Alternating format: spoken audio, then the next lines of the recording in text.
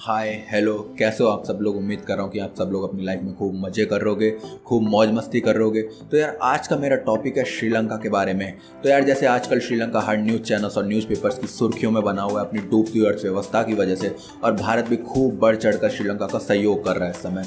तो यार मेरे दिमाग में एक पुराना सवाल फिर से आ गया। जैसे अंडमान और लक्षद्वीप भारत का हिस्सा है, वैसे श्रीलंका भी एक आइलैंड है और भारत के काफ़ी पास है। तो मेरे दिमाग में हमेशा से सवाल रहता था कि यार क्या श्रीलंका भी भारत का कभी हिस्सा रहा था, या फ्यूचर में कोई ऐसी पॉसिबिलिटी बन सकती है कि श्रीलंका भारत का हिस्सा फिर से बन जाए। तो यार इसी सवाल का जवाब डिस्कस करने के लिए मैंने आज का ये वीडियो बनाया। तो चलिए शुरू करते हैं। वीडियो की शुरुआत में भारत और श्रीलंका के कुछ पुराने कनेक्शंस और पुराने लिंक्स को शेयर करना चाहता हूं। तो चलिए धीरे धीरे इन लिंक्स और कनेक्शंस को जानना शुरू करते हैं। यार अगर देखा जाए तो भारत के सदर्न पार्ट श्रीलंका से कल्चरली काफी सिमिलर है, और उसकी एक सबसे बड़ी वजह यह है कि श्रीलंका के नदर्न पार्ट्स में रहने वाली तमिल स्पीकिंग पॉपुलेशन भारत से ही माइग्रेट होकर श्रीलंका पहुंची है। अगर धार्मिक कोण से देखा जाए तो श्रीलंका में प्रैक्टिस किए जाने वाला सबसे बड़ा रिलीजन बुद्धिज्म भी वाया इंडिया ही श्रीलंका पहुंचा था। यदि भारतीय धार्मिक किताब रामायण को तथ्य या आधार माना जाए तो वहां पे लंका नाम के राज्य का बहुत जिक्र है, और उसका राजा रावण था। आज के लोग उसी लंका को आज के श्रीलंका से जोड़ के देखते हैं। यार एक और बहुत ही इंटरेस्टिंग लिंक है भारत और श्रीलंका के बीच में, एक सबमर्ज्ड ब्रिज। आप में से बहुत लोगों ने इसके बारे में सुना होगा। इसे बहुत से लोग राम सेतु या एडम्स ब्रिज के नाम से जानते हैं। सन 1480 से पहले एक अच्छी खासी हालत में हुआ करता था और इंसान और जानवरों द्वारा एक जगह से दूसरी जगह जाने के काम लिया जाता था। लेकिन सन 1480 के आसपास एक मैसिव साइक्लोन ने इसे पूरी तरह तबाह कर दिया और आज पानी के अंदर यह डूबा हुआ है। यह भारतीय राज्य तमिलनाडु के धनुषकोडी और श्रीलंका के मन्नार आइसलैंड के बीच में स्थित है। बहुत सारे इतिहासकारों को इस तरह के तथ्य मिले हैं जिससे पता चलता है कि चोलाज और पांड्या जो कि साउथ इंडियन किंगडम्स थे, उनके द्वारा श्रीलंका को दशकों तक रूल किया गया था। यही नहीं, आपको भारतीय देवी देवताओं के बहुत सारे मंदिर श्रीलंका में आसानी से दिख जाएंगे। वेदा श्रीलंका की एक आदिवासी जनजाति है और बहुत से इतिहासकारों का मानना है कि वेदास श्रीलंका के पहले मानव निवासी थे। बहुत से हिस्टोरियंस का यह भी मानना है कि वेदास के फोर फादर्स आज से 20,000 साल पहले हिमयुग के दौरान भारत से श्रीलंका चल कर आए थे। अब आप में से बहुत सारे लोग सोच रहे होंगे कि श्रीलंका भारत से चल के कैसे पहुंचे, श्रीलंका और भारत के बीच में तो सिर्फ पानी ही पानी है। तो मैंने आपको बताया था राम सेतु 1480 से पहले एकदम अच्छी खासी हालत में हुआ करता था, जिसको बहुत से लोग एडम्स ब्रिज भी बोलते हैं। आज वो पानी के अंदर दबा हुआ है, लेकिन 1480 से पहले वो एकदम अच्छी खासी हालत में हुआ करता था और इंसानों द्वारा एक जगह से दूसरी जगह जाने के काम लिया जाता था।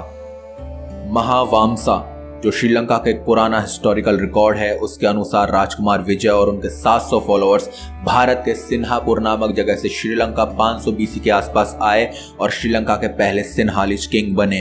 सिन्हालीज लोग श्रीलंका की टोटल पॉपुलेशन का 75% हिस्सा है और इनकी संख्या लगभग 1,62,00,000 के आसपास है। सिन्हालीज इंडो आर्यंस और श्रीलंका के नेटिव या इंडिजिनस लोगों के कॉम्बिनेशन से वजूद में आए थे।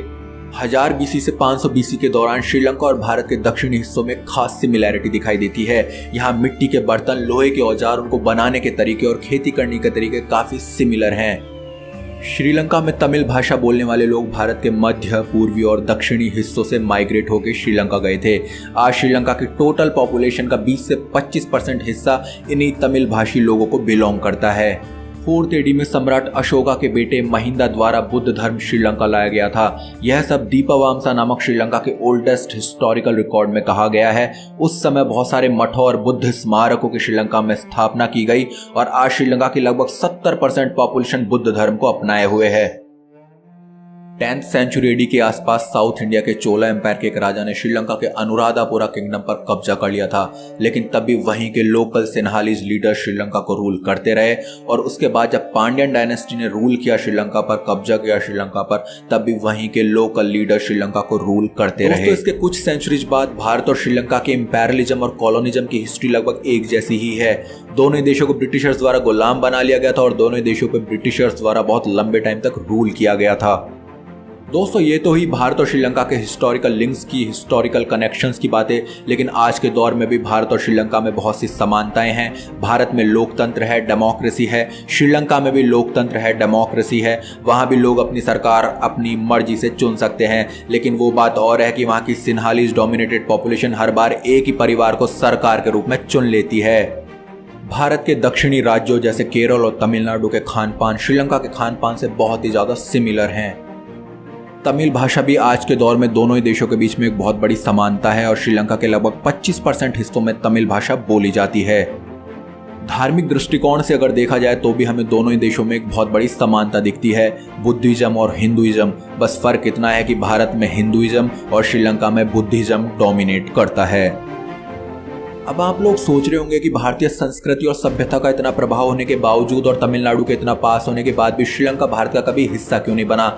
चलिए इस सवाल का जवाब डिस्कस करना शुरू करते हैं। यार देखो, इसकी कई वजह हो सकती है, लेकिन जो मेन 3-4 वजह हैं आज हम उनको डिस्कस करेंगे। सबसे पहली वजह यह है कि श्रीलंका की हिस्ट्री में श्रीलंका पे कई बार कब्जा किया गया। जैसे मैंने आपको चोला साम्राज्य के बारे में बताया, पांड्यन डायनेस्टी के बारे में बताया, लेकिन तब भी उनके कब्जे के दौरान भी वहीं के लोकल सिन्हालीज लीडर्स ही श्रीलंका को रूल कर रहे थे। यार इसकी दूसरी सबसे बड़ी वजह यह है कि अगर हम चोलाज और पांड्याज के टाइम को निकाल दें तो श्रीलंका ज्यादातर टाइम एक अलग और आजाद देश ही रहा और उसने हमेशा अपनी एक डिस्टिंक्ट आइडेंटिटी बनाए रखी। और तो और ब्रिटिश कॉलोनियल पीरियड के टाइम भी ब्रिटिशर्स ने इंडिया और श्रीलंका को अलग अलग ही रूल किया।